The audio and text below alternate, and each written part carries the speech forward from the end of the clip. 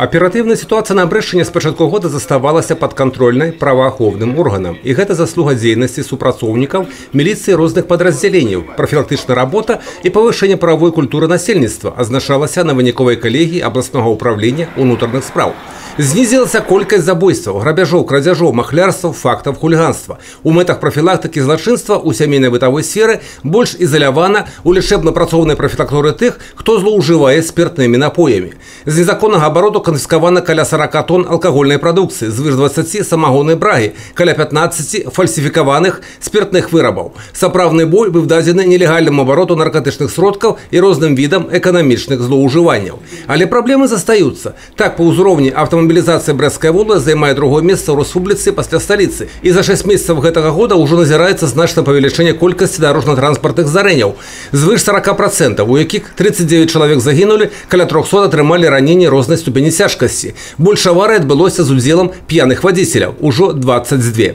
Ёсць состав кіраўніка ведомства и пэўныя проблемы у деятельности правоохранников области, над вырашэннем якіх придется працаваць. В первую очередь я бы отметил это качество дознания. Я имею в виду то, что достаточное количество материалов сегодня, которые находятся в производстве милицейских подразделений, разрешаются с определенным браком в работе.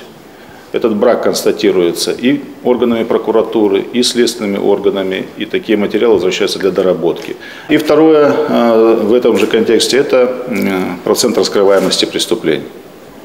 Мы полагаем, что сегодня экономические условия и ситуация с потенциалом, людским милицейским потенциалом в Брэшчыне позволяет более эффективно работать и больше раскрывать преступления. Адказав кіраўнік міністэрства і на іншыя пытанні журналістаў. Одно з іх – резонансное забойство 2 жанчын у Бобруйску Могилевской области. Трагедия отбылася днями. Проводится предварительное расследование этого преступления.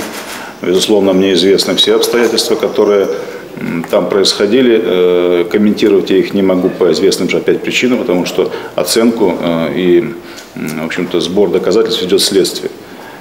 Я могу только сказать, что это бытовое преступление с тяжкими последствиями. К сожалению, причиной этого преступления был обычный человеческий фактор. Нам стоит еще раз задуматься, пересмотреть профессионализм в этой части выбывающих следственно-оперативных групп, ну и возможность предотвращать подобные, более эффективно предотвращать подобные правонарушения. Юрий Печур, Юрий Плинда, телерадиокомпания «Брест».